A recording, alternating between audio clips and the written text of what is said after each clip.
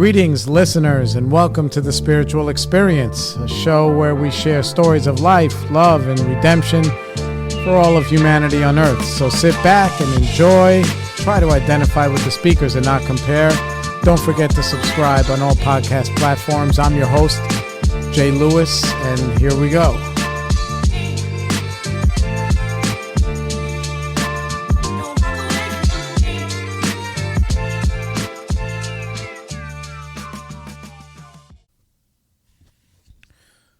What up, everybody? We're back. Spiritual Experience. How are ya? How are you? All right. It's, what day is it today? It's the 16th. Woo! Wednesday the 16th. Been, had a pretty busy day today. On Monday, I cut a cake, they cut a cake, whatever, for my anniversary over at Greenwood. It was great. I appreciate everybody who showed up. And everyone who wished me well on Facebook. And, just all the people who are there for me. You know, there for me. And I'm not like in dire straits. We're like, oh my God, I'm going to suffer if nobody's around. But I can't imagine what my life would be like without everybody else. Like, it's such a cornerstone of my existence, having a whole gang of people who are with me, who I can rely on to be honest with me and that kind of stuff. And and it's incredible. And it's been a long time that, my boy Justin, who gave me what's it called? Everybody's texting me now. Who gave me my coin. Bro, I've known this guy almost 20 years and we're still friends, which is not something that I can take lightly, because normally who has friends for 20 years like that close friends? That guy's my brother, man. My other guys, everybody came from SOBs. Shout out little Chris and Jim, Val. Well, Val's like, she's our only female member. SOBs. Yeah, and the young man, Tim, who I love dearly. Either way, it's dope. Went to my boy Amer's wedding. This motherfucker had a camel there. It's fucking crazy. I can't believe he had a camel. Yeah, and which is good. It's good, man. Life is good. It's been, I had a few loose ends that I've been tying up. And there's always something like underneath the, what do you call it? Underneath the fucking bed or whatever, behind the curtains, I haven't spoke to my dad in a couple of weeks. I don't know if I explained this on one of the other shows, but I got into a fucking yelling match with this guy, man. And it was crazy. And I normally, we let shit slide, because we understand that,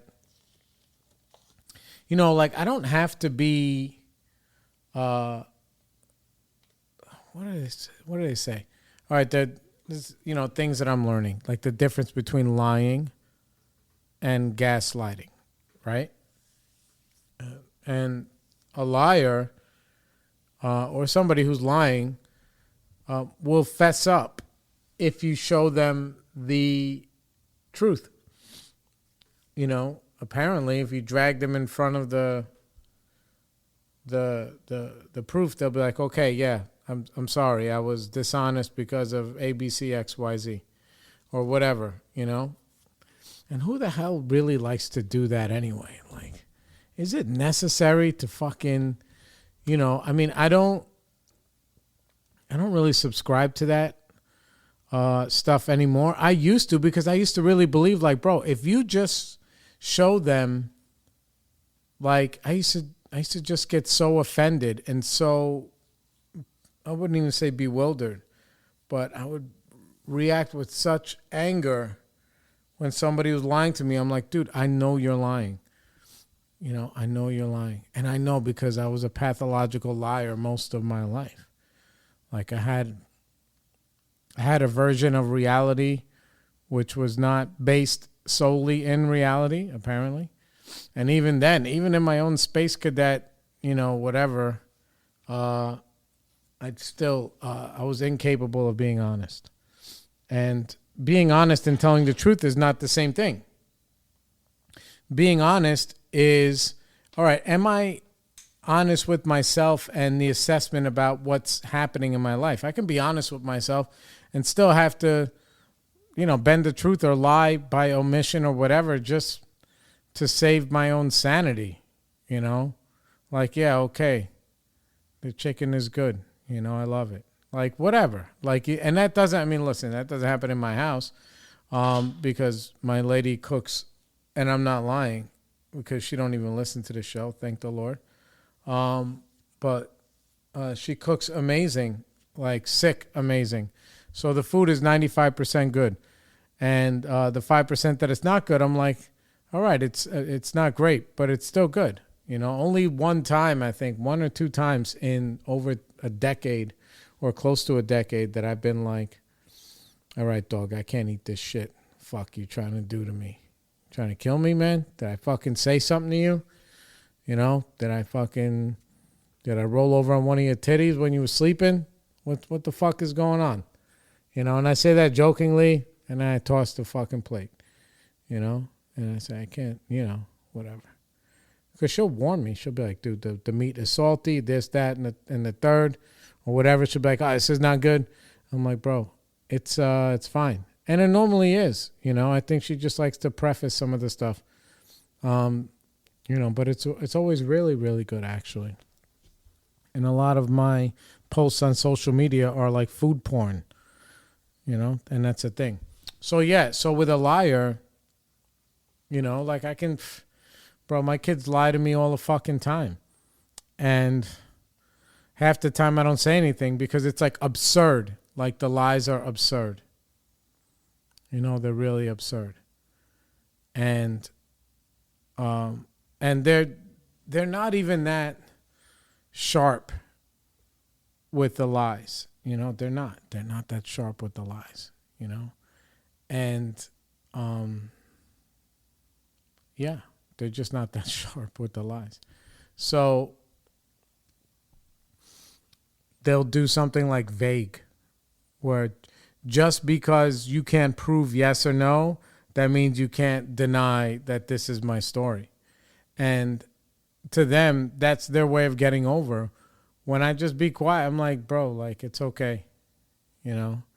Like if nobody sees me, I didn't do anything wrong. Right? And I know what that is like. I know what that mental gymnastics is like. It's like, oh, well, what kind of story can I just say to make it whatever, And instead of just being like, honest about it. So they just lie. And it's not even worth my energy to point it out to them. Sometimes the punishment is just me letting them get over and, letting them stay stupid, because when I have the opportunity to teach and show them something, but they're throwing that opportunity away by being dishonest, I'm like, yeah, I guess you're going to fucking stay dumb then, because I have a lot more experience on this earth than you. It doesn't mean I'm always smarter, but in this situation, I know what the truth is and you do not. So go ahead. I'll let you do whatever, so that's like that, and my dad is like a pathological liar still, he's still like a pathological, like, bro, this guy, he just lies, it's crazy. And now as he's gotten older, it's a little bit more crazy, but yeah. And, there's just been so much appeasement in my life. Like everybody just kind of, I don't know, maybe they're in a better spiritual position than I am or I was in Well, they just let it go, and they let him believe his own stories, and just let it go. It was funny, like one time, and he's used to talking to people like they're shit. And, one time, I wasn't around. My sister was there. And he was at, like, my family, they get together.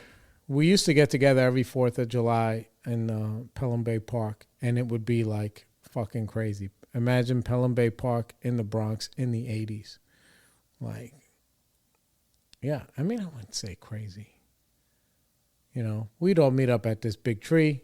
We'd have a couple of softball games. Everybody's drinking all fucking day. Who knows who's sneaking off to do anything else? I was young. It didn't matter. And, I was like a kid, and so, and even there was like this big hole in the fence where we'd go into the woods and just pee in the fucking woods. Everybody would just pee in the woods. The ladies, like, we'd have like toilet paper. They just walk into the woods, pee, wipe, leave it, and that's it. Bro, it's 1986, 1987, the fucking Bronx. The Bronx. We're from the Bronx, right? Yeah, so anyway, so we did that for a long time, and we'd light off fireworks, and everybody would be blasted drunk, and we'd have so much food and so much fun, and the kids, we would be crazy running around, trying to play softball, couldn't play softball, because the adults, like, they wouldn't really let you play. They had this, like, that part of the track at Pelham Bay where you could do, like, the long jump. So we would just go run and jump into the sand or just play, like, in the sand, like it was a fucking sandbox, When I got older, maybe teens, then I would play softball a little bit with them. But by then, things in my family were going, like, in a different way. Like, it was, yeah, either way. So, and it's funny because, like, you talk about your influences when you're a kid and a lot of it is what you see. A lot of it. And what is what you see, like, whatever. I remember one time, like, I wanted to be grown up so bad. I had to walk my little cousin from the big tree where we was at down to the softball game. And she was like, I forgot even who it was. If you asked me, I couldn't tell you. So maybe I was like 11 and maybe they were like 3. So I was holding their hand and walking with them.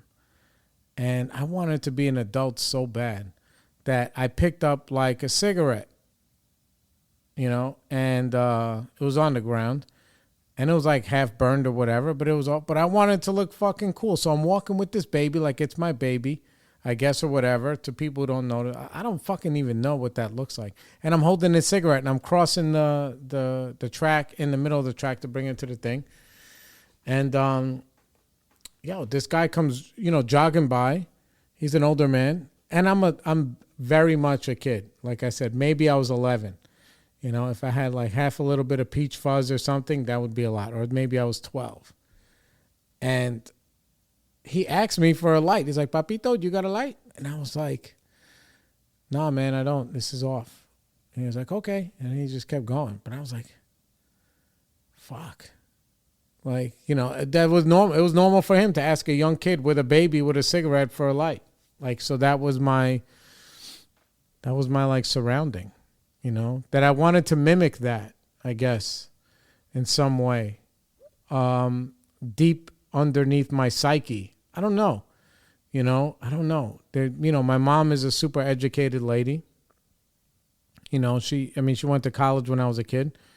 She has a couple of master's degrees that the city paid for. She was a public school teacher. My sister, she was supremely educated. Yeah, so there's that. And my dad, the problem with my dad is you don't even know if any of his fucking stories are true. So who knows? Who knows? I don't think he ever went to college. My mom says that he went to college upstate somewhere for like forest, like, agriculture or something, or, because my dad's family was in like the nursery business of trees and flowers and this and that. And he's really good at that. So I'm not surprised if he did that. Right. But yeah, that's his, apparently that was it. But, yeah, so I was just, I was mimicking like little kids do. So, I lived in that fantasy land. I did. Now, I guess the difference between going back to lying and gaslighting is apparently when you show somebody the proof, then it becomes about you. It's almost like if you catch the only way I could say it is this, right? Let's just say I was recording somebody and they were saying some crazy shit, and then I played it for them. Like if they were lying, right? And I was like, bro, look, I got you on fucking tape or on my cameras in the, my work or whatever. When they were like, oh, I was doing this, this, and this. And I put on the camera, I'm like, no, the fuck you wasn't, And then it says like, then they turn it into, why are you recording me? Like, regardless of me recording you or not, why the fuck are you lying? What does that mean? That just because that now it turns into, why am I recording? Why are you lying? But you ain't supposed to be recording me. Or that's crazy. But how could you look through my phone? Like, how could, But I'm like, yeah, but you're fucking doing this and that or whatever. I'm using that as an example. But then they'd be like, why are you fucking, so when they flip the fucking script on you. And, yeah, so there's that, so. And that's what apparently gaslighting is. They just flip it on you. I'm like, bro, how did fucking, how did this turn into that? So the other issue that I have is that, I don't know if I spoke about this already because I don't really listen to my episodes after they drop. I don't.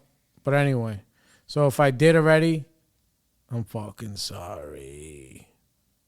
But if I didn't, then this is like a thing. I know I spoke about it at a meeting because it was so crazy. And my family, we let a lot of it go.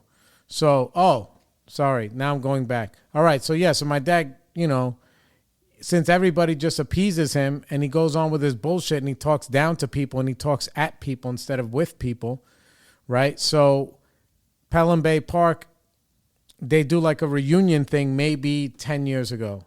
And at that time I was like, no, like 10 years ago, maybe I was in my early 30s. I wasn't going. By this time I got a whole nother life, that part of my family, and I love them.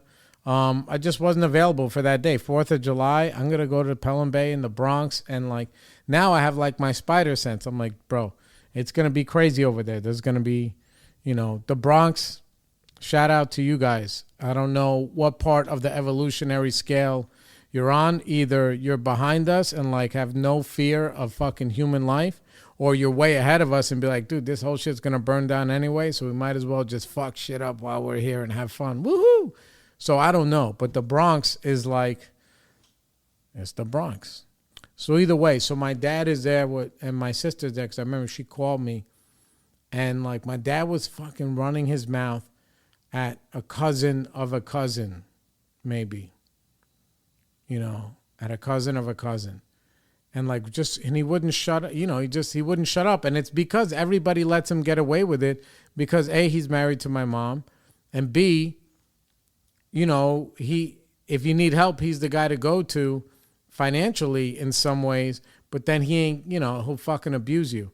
So either way, so he starts running his mouth, and the guy who's like, a cousin of a cousin on a mother's side or like whatever. So he's not directly related, but we're all related. But he just wasn't having it. He's like, yo, who the fuck are you, white man, to be talking this shit? Get the fuck out of here. I'll fucking kill you. You know? And my dad's like, oh, yeah, fuck you. Like, and he's like, dude, this guy throws his glove down and is going to go and kick the shit out of my dad. And my dad is like, maybe he's 65. I'm going to say that. Maybe he's 65. And then my sister starts crying and jumping up and down or whatever. And she's trying to like hold the guy back. And then my other cousins are like, yo, just chill. Leave him alone. He's with us, but he's like fucking a dick and he's a little bit off. And then like some of the other ones are like, yo, like, you know, like they were like, that's Guy, you know, trying to tell the other guy, like, because that's my dad's name. That's Guy. Like that fucking absolves him of everything. Like, that's Guy, that's Uncle Guy. And it's like, that doesn't give him or anybody the right to disrespect anybody. And this guy, he really didn't give a fuck, you know? And I'm happy I wasn't there. You know, I'm just so happy I wasn't there. Because then I have to get involved, and I don't want to get involved. And, you know, even if my dad is all the way wrong, like, I have to take his side because he's my dad, like, in front of my family, like, you know. What does Habib say, right? Nurmagomedov. Right, there's a UFC throwback, right? So Habib, when they were asking him about Dustin Poirier, because Poirier had him in a choke, and he was choking him, right? And Habib was like, you know, this guy Dustin, he's crazy guy. He think I'm gonna tap in front of my father. I'm gonna tap. He's crazy guy. And they started laughing, like, yeah, he would rather be choked out unconscious than tap in front of his dad. So I'm the same way. I would rather, like, bro, the only people who could really go at it with him is going to be me. Anybody else, I don't know, I guess I'll take a trip to the hospital too. It don't matter. You know, so anyway, so that whole thing gets like settled, and my sister called me. She's crying. She's like, yo, blah, blah, blah, this guy, you know, he was like this. And then daddy went, you know, was opening his mouth, and he was like, she was like really scared. And I'm like, yeah, dog, this guy is a fucking maniac, and not like in a, you know, in an abusive way. Like, he is actually, it's funny because, you know, I come from that time where you're thinking like you being intimidating and you being bullying and you being whatever is like the alpha shit, when that's not really alpha. The alpha don't have to tell you he's alpha. He just shows up and he's alpha. That's the beta shit. The beta shit is the bullying shit and the abuse stuff and the gaslighting. The gaslighting is the beta. That's not, you know what I'm saying? What, that you're just going to steamroll over? And I know, and I'm not just talking about him. I know, because that was the same way that me with the cigarette with the little kid. That was the example that I was shown. And I was like a scared boy most of my life. So I had to, I had to almost be like that in some ways. But like beta, like only in like situations where like maybe I felt protected or he felt protected, like whatever, when you could be a bully, you know? So that's what the fucking deal was. That's how he is, you know? So going back to the gaslighting stuff, was like, he was talking to me on the phone, and he was like just talking shit or whatever. And, he mentioned like something that was so, I don't know, I guess we want to say triggering. I was triggered. Yeah, he mentioned something so triggering to me. You know, he was telling me about like whatever. And we were talking, and somehow the abortions came into fucking play, you know? And yeah, and he told me, he was like, dude, I gave you $1,800 to get an abortion when you were 15 years old with my son. And I was like, bro, I almost had to pull over. I was like, are you fucking crazy? Like, you're fucking crazy. And he was doubling down, like very classic shit that you hear on like Red Talk Roundtable, like whatever with that fucking crazy lady, Will Smith's wife. Like, dude, Gaslighter, they fucking doubled down. It's like, no, I gave you 1,800. I was like, dude, let me get this straight. You gave me 1,800. Me knowing that abortions, even between then and now, bro, I don't think I paid more than 600 ever, you know, and I've had a few. You know, I don't think I've ever paid more, but you're telling me in 1995 you gave me $1,800? Are you fucking crazy? No, that didn't happen. It didn't happen. You know, and I've had this conversation with my son that I was not ready to be a dad, and you know, everybody remembers things the way that they need to. You know, in my mind, I thought I agreed with my son's mom that we wasn't going to have this baby. And then I hustled up a little bit of money, and it was like regular work, not even like drug dealing shit or any of this other stuff. Not like I was ever some kingpin, but like nothing. I was like in 9th grade. And I thought I gave her some money, and I didn't give her any money. Or I gave it to, if you ask me, I put, money in her mailbox, and then I just let the fucking balloon fly away, hit under the covers. Instead of being honest with my parents and being honest with everybody involved and say, listen, this girl's pregnant. I mean, she was going to keep the baby anyway, because she don't believe in any of that stuff, and that's her right, and that's okay. And it was the best thing ever happened to me is having my son. It's like such an impactful moment in my life. And meanwhile, like, then he starts running his mouth like, yeah, your son's mother's mother called the house and said, I hope you know that she's pregnant and this, that, or whatever.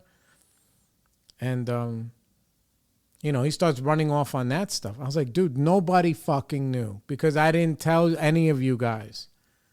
I told a few of my friends, and that was it. And I quit the marching band, and I was really fucking good. I quit the marching band, and I used it as an excuse to quit or whatever. Anyway, so he's like doubling, tripling down on his $1,800. And I fucking pulled over my car, and I fucking, that a whole clip of like 43 years of the lies and bullshit and gaslighting and resentments. I just sprayed the whole fucking thing over the phone at him. I just did. The whole thing. I was like, dude, you're fucking lying. I was like, bro, you're lying. He's like, don't tell me, I know. I was like, you know what? Number one, 1,800 in 1995 is real fucking money. Right? At that time. So I would have remembered $1,800 in one clip like that. Yeah, I was 15. I don't even think I ever had that much money in my possession at one time that was mine. That wasn't like, oh, this has to go to this guy or this, or like whatever, Now, that wouldn't have even made a difference, to be honest with you, because if he gave me $1,800 at 15, bro, I would have disappeared for 4 or 5 days, smoking, drinking, whoring, sniffing, all of that money. And my son would still be here. But I would have had the fucking time of my life with $1,800 free and clear. You crazy? Yeah, man. No way. Fucking no way. And I yelled at him, and I was like, dude, we let you, you're just a fucking pathological liar. We let all your shit fucking go. All of it. Your bullshit fucking military story. Dude, can you believe me? I'm a grown-ass man that I can't even tell you honestly if my dad was in the military. He has all these crazy military stories. None of them fucking add up. Nobody else in my family, in my dad's side of the family, the people around, like, dude, this guy never went to fucking Vietnam. Like, you know what I'm saying? Like, no. Like, but I don't know what's up with him that he, and it pisses me off so much because it's something that I admired and believed, my dad was this tough guy because of this, that, and whatever. And it could be all fucking bullshit. Shit that he's read in books, and because he's very, just like any other gaslighter or liar, or like, I wouldn't even want to say Svengali, but like, dude, he's a very smart, well-read man. So he can spit out things, and he can spit them out very matter-of-factly that will make you believe anything if you don't know anything. But people who know shit, or even me, bro, how many times like I was like, dude, this is going to be a heavy heart, but I'm going to start Googling to see if I could even find a military record. And my friends who really been in the fucking military, or my people who really are. Like I got cousins that are, you know what I'm saying? And I'm like, dude, and I'm scared to even ask them. I'm like, bro, can you like look it up? Because my grandfather, you can find him.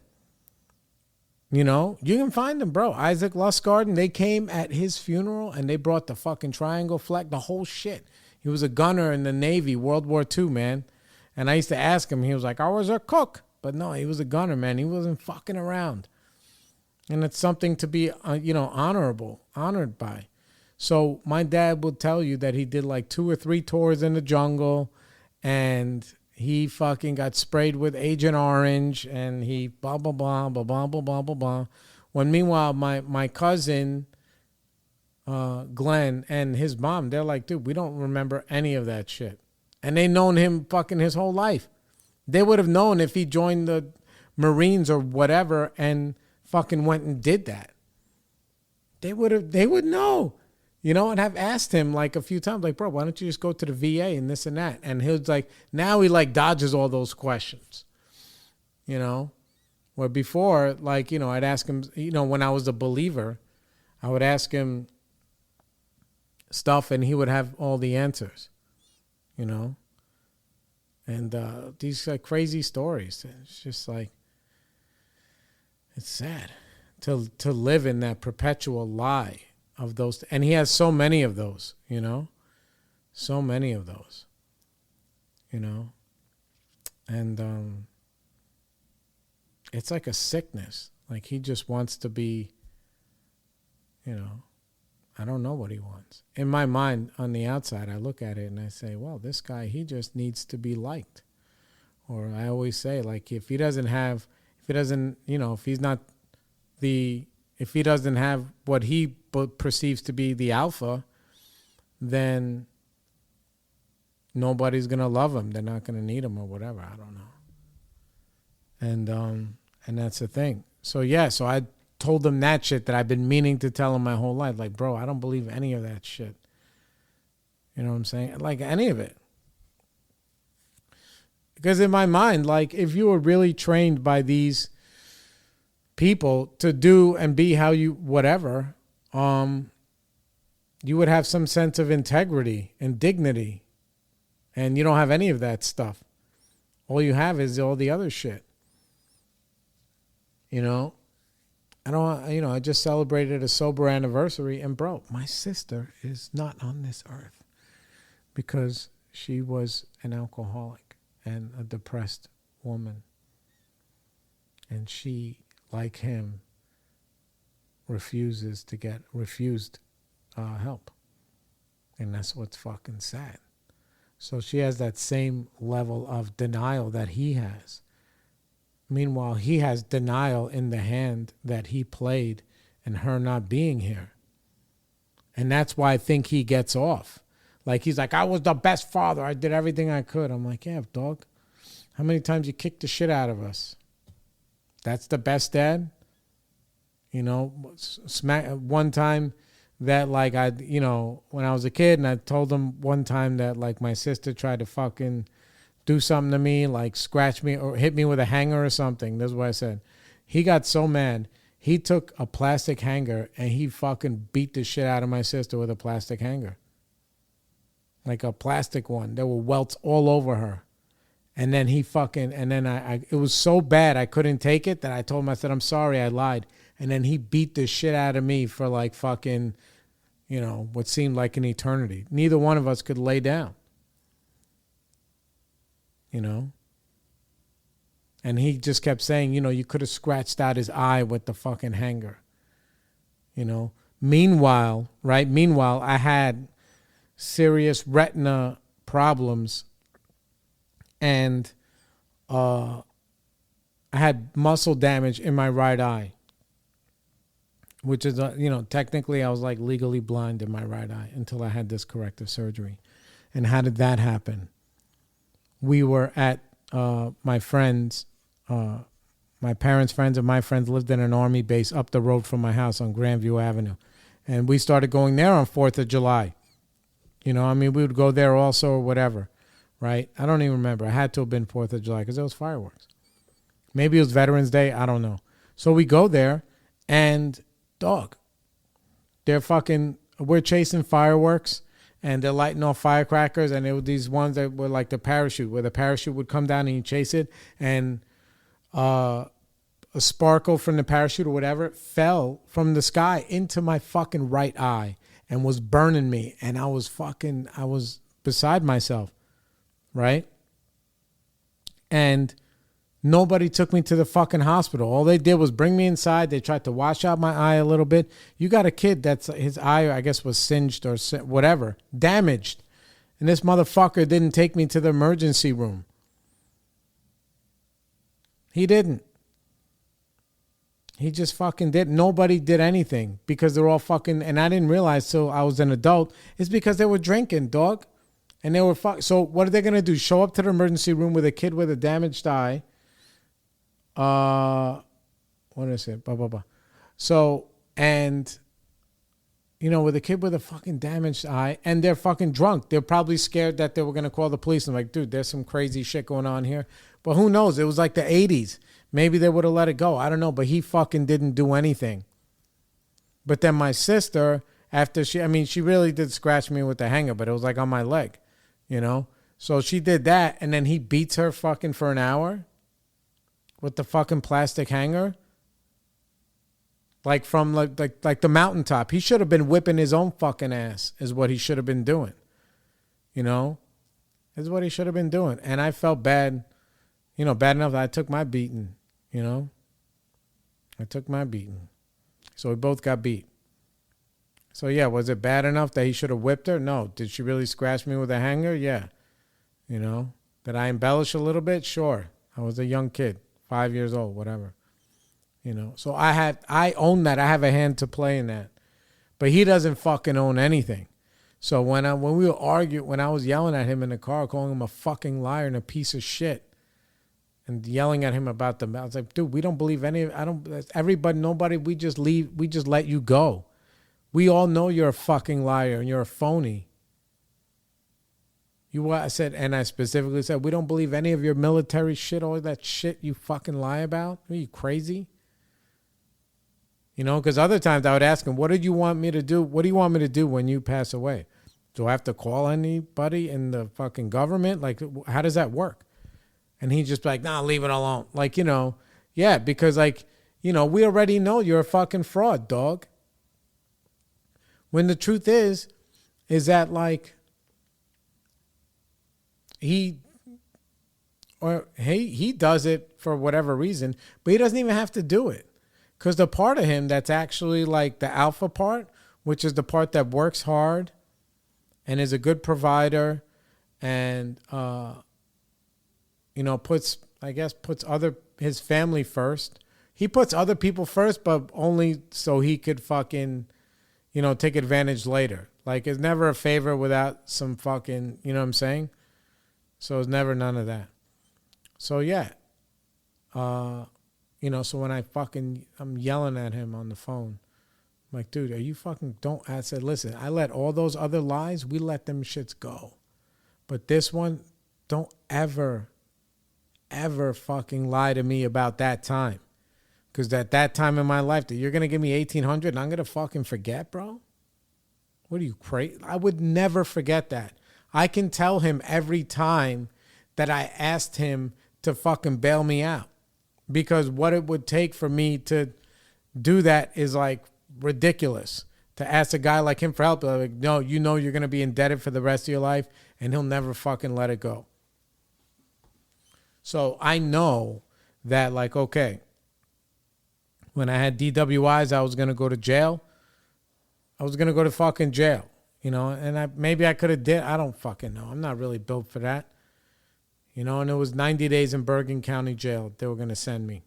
And it was for drinking. It was for driving with suspended license because of DWIs across state lines. I don't even think I was 21. I was like 20. He had to pay for a lawyer. I forgot what he paid. I think he paid $5,000. In his mind, you ask him today, he'll say $90,000. Fucking guy. Maybe, I think he paid like $5,000 or $6,000, whatever it was. I know, because then at the time, I was working on the trading floor. I was a runner. I was making $250 a week, and every Friday he's like $125. He would just take it from me. Every Friday, $125 for a year till I paid it off. I was like, fucking Jesus. But that's, that's what it was. I was making $250 a week, working down there, hustling, doing some other stuff. That's when I started, dabbling, whatever, in illegal activity, blue collar and white collar. So the 125, initially it was hurting me. I was like, dude, I'm killing myself for 125. How can I make more money? Oh, who does this down there? Who does that down there? How can, I made myself available, and it's when I started making money. But, what's it called?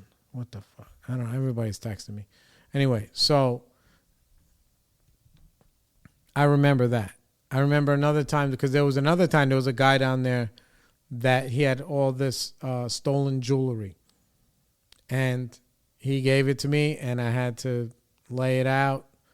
And because I convinced him that I could sell it, thinking I couldn't. I fucking couldn't. And they were going to come get me. I don't know how the jewelry came up missing, but it did. I remember him because he took a fucking nice herringbone from my mom. My dad was like, yeah, I'll give you a little bit of money. And he took the herring. He's like, give that to your mother. I was like, okay. And it was so weird how to figure out the pricing. Like they had like these like little serial numbers on them on a piece of paper that was the size of like a little circle, like a tag. Like a tag. So you would cover the first number, and whatever the other numbers are, that's what the guy wanted for them. Anyway, so by this time I had already gotten so bad on the fucking cocaine and the vodka and the alcohol and whatever, the walls were closing in on me at that job. And this is before I really started hitting it. So at that time, maybe I was making $1,000 a week, selling fucking cocaine that I would buy in Manhattan, bring it up to the woods and sell it in the woods. I was doing that, and it was a pretty good profit margin. I think at that time we were paying like $400, $450 for half an ounce. So I wasn't like some big fucking drug dealer or whatever. If I moved an ounce a week, whatever, I'd have an extra $1,000 or something. And it was just for my lifestyle, for me to keep partying and keep doing all the things I was doing. So I wasn't really that crazy. Yeah. So anyway, so these like, people, they were like, yo, we need the fucking money or we need the jewels, and it has to be on this, Monday you have to answer. I was so scared. I didn't have it. So I went to him and I was like, I don't have it. And then he gave me some of the money, and then I gave it to them. So that bro, I would remember that. I do remember that. And I remember every time that as a sober man and I was falling on hard times and I was getting out of that lifestyle, the white-collar crime stuff, and I was changing my life and changing my ways and whatever, and no more. And I needed extra money to help me pay my rent sometimes, and he would just give it to me. So I have a mental Rolodex of all of that stuff. But you telling me that you gave me $1,800, bro? And meanwhile, you didn't see my son for 5 fucking years because you and my mom didn't want to see him. You guys basically made pretend that he didn't exist till I got my act together, and I understood. I mean, I didn't understand, but I understand now. And yeah, so you want me to believe that you knew that I had a baby coming and you kept it from my mom and gave me $1,800. Are you fucking crazy, bro? Yeah. So then, the emotions got the best of me, and I fucking let him have it. I fucking chopped him down. It's almost like the time when you realize that you can whip your dad's ass. It's like the best day of your life, but also the worst day. So I relived that, because even when I was younger, when I was finally done with him fucking putting his hands on me, you know what I'm saying? When I was like a teenager or whatever. And, yeah, I was finally done with that. And I fucking went after him. Well, a couple of times. One time I went after him with a kitchen knife. But that was because he hit my mom. But that was like, he wasn't like a woman beater in that way, But, yeah, he hit her one time, retaliation. She hit him, he hit her. We got out the car, made a mess of everything, chasing with a fucking butcher, with a kitchen knife when I was in the 8th grade. So it was that time. And, yeah, it was that time. And then another time when I just, I was an unraveling kid. So I will pay for what I owe, but I will not pay for what I do not owe. And when it comes to my son, which was one of the most impactful things on earth, dude, I'm not going to let you hold. You can't, don't ever say, made him know that he can never say that in front of me ever again. He can tell whoever else he needs to tell to make himself look like the fucking big shot, whether it's anybody, because he has no humility. I'm like, dog, like I was saying before about like even with my sister, I'm like, bro, this guy kicked the shit out of us most of our lives. He was verbally and emotionally fucking abusive. One time, while my sister was passing away, like I had another argument with him in a car. I'm like, fuck. I'm like, listen, how many times, not even how many times, like, I'm like, dude, have you ever called her a fat bitch? You ever call her that? And his response is, only after she would blah. I was like, it don't matter fucking after anything. You ever call your own daughter a fat bitch? Or how many times you call her a fucking fat bitch? How many times, bro? And that's just shit that I've seen. Forget about what I don't know about.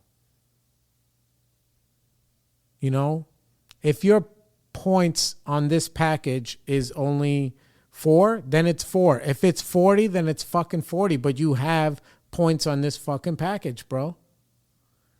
Because you was there. And that's the fucking story. But he will never admit that. So he lives in La La Land. I did everything I could. I was the best dad. You did everything except for have humility. That's, say I'm sorry. You did it. You did everything except for the things that really mattered. Because you have no emotional intelligence. And maybe it's because you're a dinosaur and you're from that fucking time. I don't know. But I'm grateful that I fucking have what he don't have. That's why I forgive him and we let all the shit slide, because he can't give me something he don't got. And he's living in fucking purgatory, bro. This guy's living in pain. It's the own delusion. You ask him every day, yo, how's it going? Like, like he's never fucking happy. Who the fuck wants to walk this earth never being happy? He gets like little moments of glee. I'm like, dude, you're literally wasting your own time here on this planet. Yeah, so when I was yelling at him, then I was the abuser. Like, I don't have to let him know that I know he's full of shit. He can just be full of shit. He knows. Or maybe these gaslighters, they lie to themselves so much that they believe their own lies. Because then he's trying to yell back at me. He's just like an old man, I felt like. He's like, leave it alone. Just leave it alone. And I'm like, fuck you. And that was it. That was the hill I was willing to, sink down to.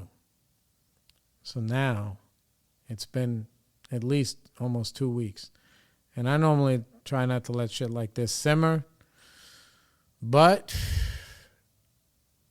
I have. It's not been a priority. It's been like, whatever. I got to go.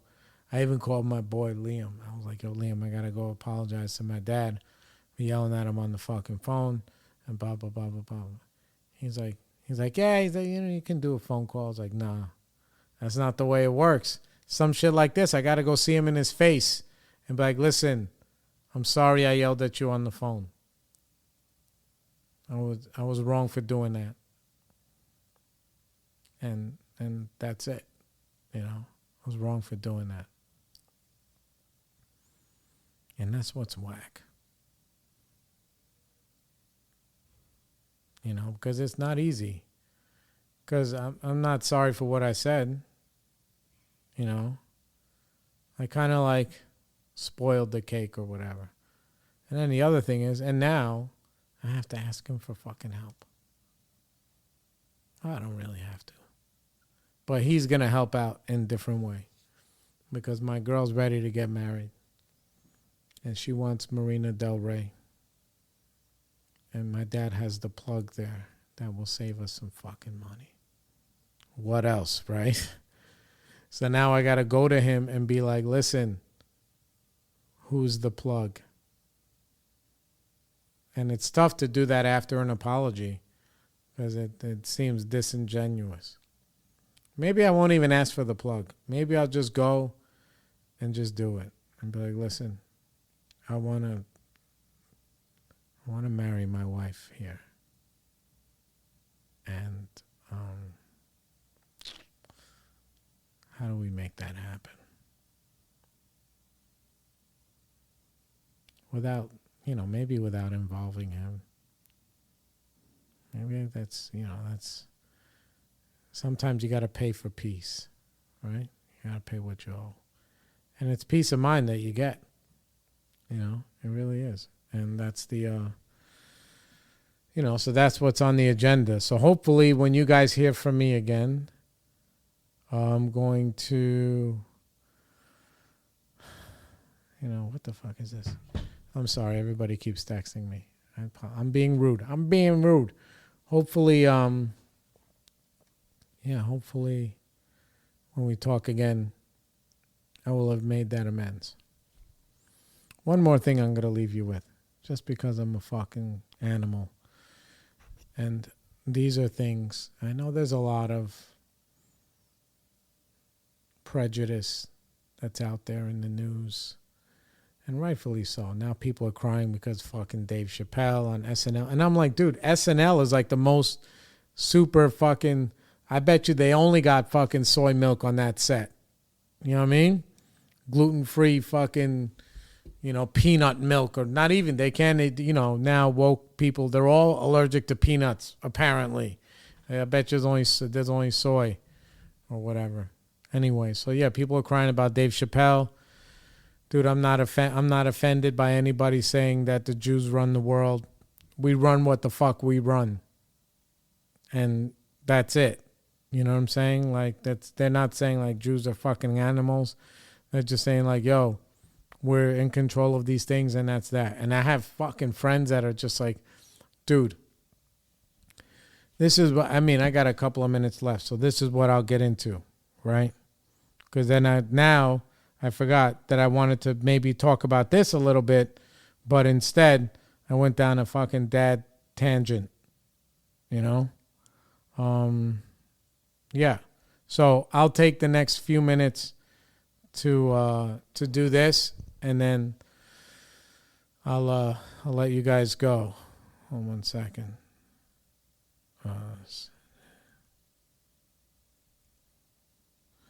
Okay. Boom. What's this guy? This fucking guy that ran against Dr. Oz. Who everybody Fetterman, right? Now this guy Fetterman, right? He wins. Now I knew about him because and I get so fucking mad, bro. I got so mad. And it's not because I'm not a Republican, because I am. They're all different kinds of Republicans, but I am one. Believe me when I tell you. I'm a Republican because, you know, I don't like the way that the government spends our money. And I want to keep all of my money, not for myself, but so that way I can invest it in my community and give wherever I want to fucking give, not for this other shit. So, either way. Anyway, so I was going to buy some properties up in Braddock a few years, 10 years ago, 5 years ago, whatever. And they were cheap, dog. You can get like a fucking 2-family house in Braddock for like $6,000. And Braddock is so run down and beat up that, you know, they used to shoot like the Batman movies over there. But it's on the river over there near Pittsburgh. It's a fucking dope place. But I'm sure it's all drug run and whatever. Anyway, so he became the mayor. And when I saw him, I was like, dude, this guy looks like that singer from Killing Time. You know, from back in the day. He was just like a chubby fucking guy with tattoos and whatever. And he was a regular guy of the people, you know. But then, you know, and he did a lot of good shit. And the prejudice that people have because of him having a stroke and him not speaking coherently all the way, right? Like it doesn't mean he doesn't understand. And it doesn't mean any of that. It's just that, like, dude, the guy had a stroke and maybe he'll recover some of that speech shit. Maybe he won't. But it don't mean that his brain and his heart ain't all the way right, you know? Especially since people don't know. But they're just like, bro, I was like, you know, I was very disappointed in some of my people because they were just using that. Like, oh, this guy, he can't even fucking put a sentence together. I'm like, dude, are you fucking crazy? Do you even know who this guy is? Do you know anything aside from these stupid fucking talking points that people put out? So it let me know how stupid and how much of the sheep some of my friends were in particular. I don't want to name fucking names, right? But they're up there from the fucking woods, some of these guys, you know? And they were like, yeah, this guy is an idiot. I was like, how is he an idiot? Let me tell you how he's an idiot. You know, I'll read you a little bit about him, and then we'll move on. Okay, it says just some of his history. Fetterman was born in 1969. His parents were married and both 19 years old at the time of his birth. He eventually moved to York, Pennsylvania, where Fetterman grew up, and his father became a partner at an insurance firm. Fetterman grew up in an affluent suburb of York, and his parents are both conservative Republicans. Fetterman had a self-described privileged upbringing and has said he sleepwalked through his young adulthood playing 4 years of football in college and intending to eventually take over as the owner of his father's business, right? In 1991, Fetterman graduated from Albright College, also his father's alma mater, with a bachelor's degree in finance, which is not easy to fucking do. After which he received an MBA at UConn in 1993. Meanwhile, the idiots that are fucking talking shit about him because of his slurred speech, they don't even have a fucking MBA. You know what I'm saying? But it's like, but they're over there with this stupid talking point. Meanwhile, this guy's lapping them as far as brain capacity in his life. Same thing when they talk shit about AOC, right? She went to fucking Brown. Bro, she went to fucking Brown. Thank you. Anyway, so he got his MBA at UConn, and he worked in Pittsburgh as a risk management underwriter for Chubb. You know what risk management is? I mean, he's an underwriter, so he's got to do a lot of evaluating. Listen, I don't like the insurance companies. I don't like their shit or whatever, and he's an underwriter. So his job is to evaluate risk when it comes to how much premiums you're paying given a specific line of business and what the risk is of an accident or something bad happening. So you can't be an idiot and have that fucking job, you know? But anyway, so 1 second. Oh.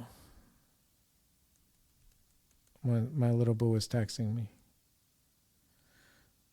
So All right, so here's the thing. Okay, this guy's not an idiot. While Fetterman was studying at UConn, his best friend died in a car accident which had a formative effect on Fetterman's life and career. After his friend's death, Fetterman joined the Big Brothers and Big Sisters of America, pairing with an 8-year-old boy from New Haven, Connecticut, whose father had died from AIDS and whose mother was slowly dying from the disease. During his time as a Big Brother, Fetterman says he became preoccupied with the concept of the random lottery of birth, which he hit the ovarian lottery. 1 second, I just have to text my little boo. Would that be okay? Or in 20 minutes. I'm so sorry. She's getting out of Pratt, and I'm over here rambling. But it's okay. This is also important. With the concept of the random lottery of birth, which people do not really understand. They don't understand that. And promised the boy's mother that he would continue to look after her son after she was gone. In 1995, he joined the recently founded AmeriCorps and was sent to teach Pittsburgh students pursuing their GEDs. He later attended Harvard Kennedy School at Harvard University, graduating in 1999 with a Master of Public Policy degree. So he's got an MBA and he's got a master's from fucking, from Harvard University, the Harvard Kennedy School at Harvard. Bro, this guy's a fucking idiot? Is that what you're saying? That guy's a fucking idiot? And I'm not going to get into the rest of his political career when he was the mayor of Braddock. He was the mayor of Braddock 2006 to 2019. This guy was really in the fucking soil, helping people, living that life. He was fucking walking that walk. He was doing that shit. Meanwhile, fucking Dr. Oz is peddling fucking stupid shit on television, diet shit and this, that, and the third. It's disgusting. The guy's a disgusting, despicable human being in comparison to the guy who's having trouble speaking now. And then you wonder why this guy, how he got voted in. Because people out there know him. He's about that substance. He's about that life. You know, he's about that. And that's what really fucking matters. That guy's a real fucking alpha. You know, if I lived there, I would have voted for him. Just on his character. Meanwhile, Dr. Oz is out there whatevering, right? Whatevering. You know, using his name. He spent all his money on his campaign. And you can't get out of the way of the Lord, man. You just can't. And hopefully that was a humbling thing for fucking Oz. You know? Hopefully he learned. And that's the thing. We can take the opportunity and learn with humility. You know? And, but if you don't learn, then what is it? It's all about them. They did. Those people. They're after us. Whatever. And the last thing I'll play, which is, actually I queued this up because I wanted to show the hypocrisy, right? I don't like to let anything slide if I can avoid it. Or I just like to be honest with myself about what's going on.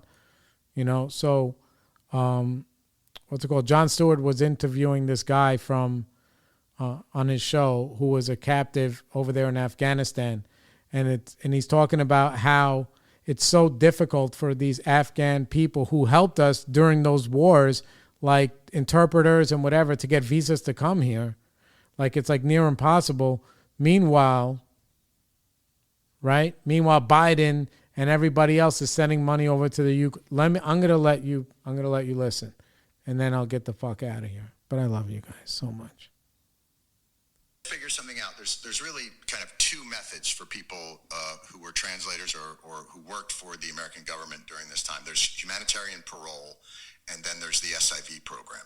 Yes. And the SIV program and humanitarian parole have some ridiculous absurdities to them. I think one of them, to apply for it, costs you $500 or $575, something along those lines. Yeah. To even apply. Now, $575, you may think to yourself, well, you work a little bit, you could probably put that together. But this is, in Afghanistan, the average annual salary is $400. You're saying to people, just to apply, you need to give us more than a year's worth of your wages. Just to apply. A lot of people did, I'm sure. About 40,000 people applied, and, the USCIS got about $23 million of money just in fees from those people. But what's sad, John? Only 123 cases were adjudicated from the humanitarian parole program. You're telling me, so they got $23 million from Afghans who were applying. 123 of those cases received humanitarian parole. Yes, John. That's criminal. You know what, John? For the same program for Ukrainian, they waived the fee and they processed 100,000 in 5 months. 100,000 people in 5 months, and waived the fee. We work in Ukraine as well, and I'm not against. Savi, and I'm just going to throw this out there. It's purely conjecture on your part. What would the reason be for the difference in the way Afghans who had worked for the United States in service of protecting and assisting our war effort, why would they be treated so much in a less welcoming fashion than Ukrainians? And I will take your answer off air. First time, long time. Riddle me that. I love you guys. Peace. Okay, everybody, we'd like to thank you for joining us on The Spiritual Experience. Please don't forget to like and subscribe on all podcast platforms, Spotify, Apple, Google, Pandora, everywhere. And please find us on Facebook, where you can become part of our family. We'll see you around.